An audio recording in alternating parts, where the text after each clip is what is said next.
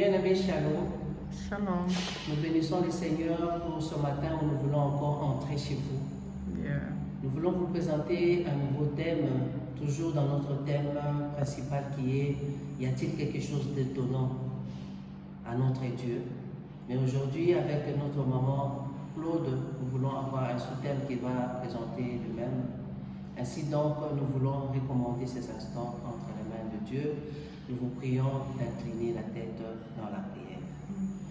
Tendre Père, dans le nom de Jésus, nous te louons et te glorifions. Toi qui es le maître des temps et des circonstances, le maître de notre souffle, il t'a plu ce matin de renouveler encore le souffle en nous, de renouveler tes bontés, de renouveler la santé. Nous te bénissons et te disons merci. Aujourd'hui, Seigneur, nous venons nous recommander toutes ces femmes qui nous suivent, recommander Maman Claude entre ta main, recommander Maman Chiki entre ta main, Seigneur.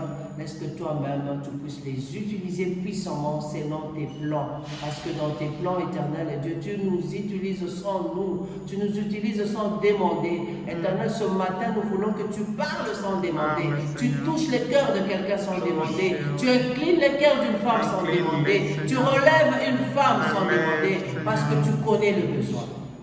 Nous te bénissons, tendre Père. C'est dans le nom de Jésus que nous t'avons ainsi prié. Amen. Amen. Je passe la parole à notre maman Claude pour le thème de ce matin. Soyez bénis, peuple de Dieu.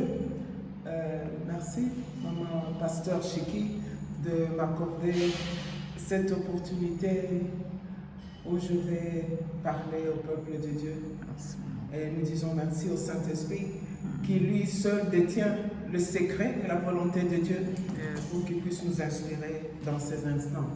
Que Dieu vous bénisse abondamment. En fait, le thème principal qui a été donné à pasteur Chiki, nous croyons le Saint-Esprit lui a donné un thème très magnifique. Déjà, y a-t-il quelque chose qui soit étonnant de la part de Dieu? Waouh! Même moi-même, quand elle m'a dit ça, j'ai dit, mais c'est vrai, on n'a pas à douter de ce qui vient de Dieu, parce que rien ne le surprend. C'est vrai, il est lui-même le créateur de toutes choses, il contrôle l'univers entier, il n'y a rien qui peut le prendre par surprise. Et voilà pourquoi, me demandant de prendre la parole, le Saint-Esprit nous conduit dans un sous-thème, qui est une question pratiquement, en qui espères-tu? C'est vrai, tout le monde sur la terre a l'espoir quelque part. Naturellement, tu espères dans les hommes, tu espères dans tes études faites, tu espères en ceci, tu espères dans la science, tu as même, comme on dit, un médecin de la famille qui est un grand spécialiste, tu espères dans ceci, tu espères dans mes origines biologiques, etc. Mais ici, à cette question, chacun de vous, puisque je parle à une personne, est-ce qu'il est possible que tu vois toi-même en qui tu mets ton espoir? Est-ce en Dieu? Est-ce dans la science des hommes? Etc. Et la bonne nouvelle est laquelle moi je viens te demander de mettre ton espoir en Dieu et en Dieu seul. Pourquoi en Dieu et en Dieu seul? Sur cette ère des hommes, on a remarqué qu'il y a des hommes qui peuvent faire des promesses, parfois même de bonne foi. Il a trouvé qu'il doit te secourir. Le jour où il devait faire ce geste, n'importe lequel, il n'est plus à mesure de le faire.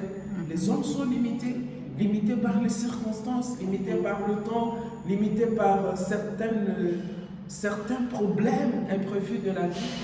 Et là, tu te retrouves devant une difficulté, un découragement, désespoir. Ou soit tu vas vers quelqu'un qui t'avait fixé un rendez-vous, tu arrives, on te dit, tu trouves les gens en train de pleurer, cette personne vient de partir, vient de nous quitter. Pouf, comme un ballon, on est désespéré. Ou soit je mettais tout mon espoir en mon mari, je suis une femme mariée, mon espoir toute ma vie, cet homme, un jour cet homme n'est plus à mesure de répondre à mes attentes. Mes enfants, ma femme, ma famille biologique, etc. D'où Nombre 23, verset 19, nous met dans une position laquelle Dieu n'est pas un homme pour mentir, Yes. ni un fils de l'homme pour se repentir. repentir. Déjà, avec ça, je vois qu'il n'y a qu'un seul. Mhm. Et j'aime bien dire quelque chose, dire qu'il n'y a qu'un le fabricant qui est capable Ça, c'est bien de dit. prendre soin de son ouvrage, Yes. qui est capable d'entretenir son ouvrage, That's qui est right. capable même de connaître là où l'ouvrage peut expirer un jour, ou soit comment avoir des pièces de rechange exactes. Yes. Amen. Si tel est le cas, je te présente le vrai fabricant qui est Dieu. Amen. C'est le seul qui est capable de te prendre en charge totalement, et ce qui sort de sa bouche ne peut que s'accomplir. Là, Jérémie 1, verset 12 nous dit que Dieu veille sur sa parole pour l'exécuter. Il est toujours au contrôle. Vous savez, quand on parle de quelqu'un qui veille, c'est-à-dire que c'est quelqu'un qui est toujours prêt à intervenir.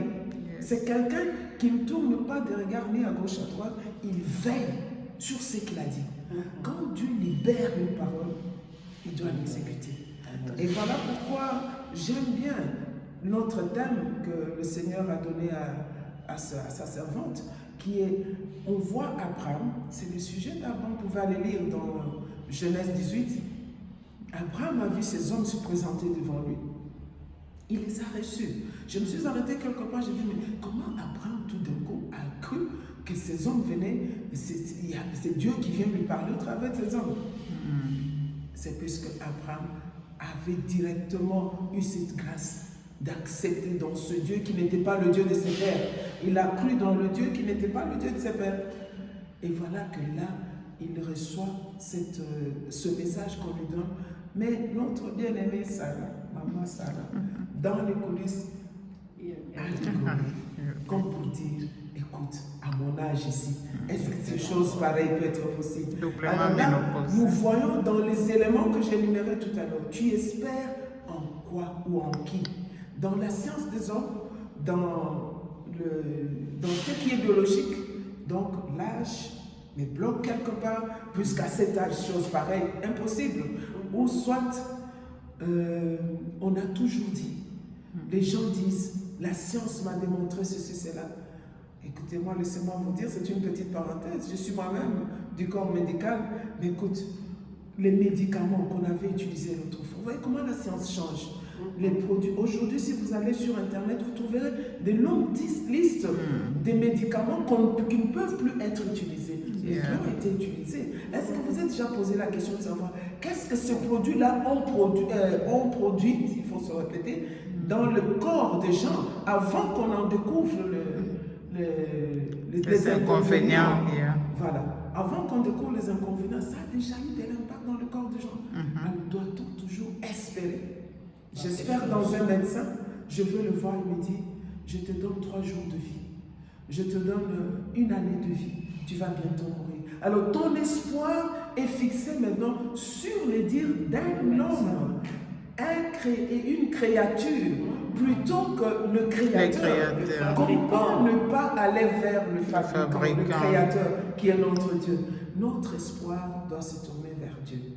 Et c'est pour cela que les promesses que Dieu nous a faites, nous avons dans la Bible plusieurs promesses. Ce sont des promesses générales, comme on l'a dit. Les Écritures constituent plusieurs promesses que Dieu a faites à tous ceux qui sont à lui. Es-tu de Dieu? Est-ce que tu es son enfant? Voilà, Jean 1, 12 à 13 me dit quoi? À tous ceux qui l'ont reçu, à ceux qui croient en son nom, il leur a donné le pouvoir de devenir enfants de Dieu. Lesquels sont nés ni du sang, ni de la chair, ni de la volonté de l'homme, mais de Dieu. Donc je suis né de Dieu depuis le jour que j'ai reçu Jésus comme Seigneur et Sauveur. Autrement dit, je suis devenu enfant de Dieu. Donc j'appartiens à Dieu.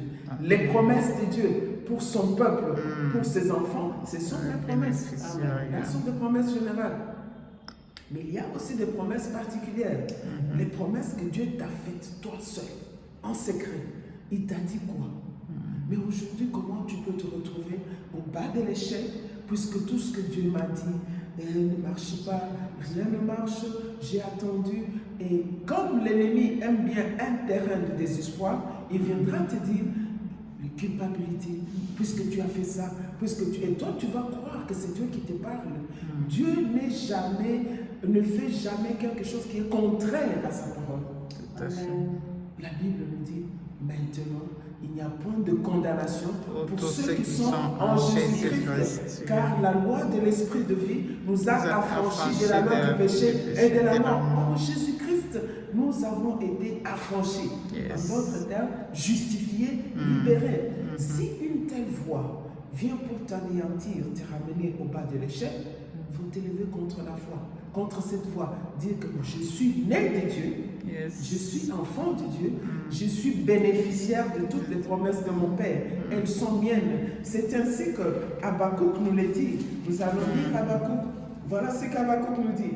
J'étais à mon poste, je suis dans Habakkuk chapitre 2, verset 1. J'étais à mon poste et je me tenais sur la tour, je veillais pour voir ce que l'Éternel me dirait. Tu t'attends à qui? Reste à l'écoute de Dieu.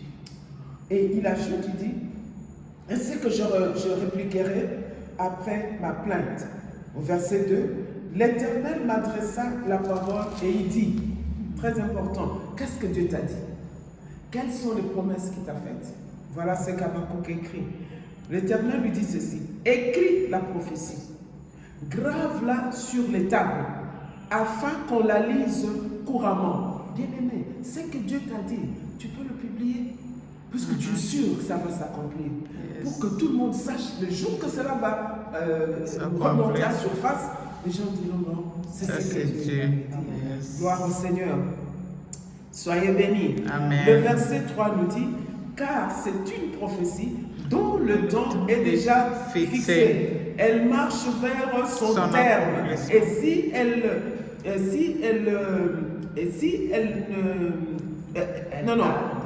Je reprends. Elle marche vers son terme et elle ne mentira pas. Voilà. Elle ne mentira pas. Dieu n'est pas un homme pour mentir. Voilà. Elle ne mentira pas. Et si elle tarde, attends-la, car elle s'accomplira. Elle s'accomplira certainement. Amen. Donc, ça ne peut pas bouger, ça ne peut pas être bougé par les circonstances, qu'il y ait confinement ou pas, qu'il y ait ceci ou cela. Ce que Dieu a dit va s'accomplir. Voilà pourquoi, bien-aimé, ce qu'il t'a dit, c'est à toi. Et souvent, ce que nous faisons comme erreur, c'est de consulter d'autres personnes.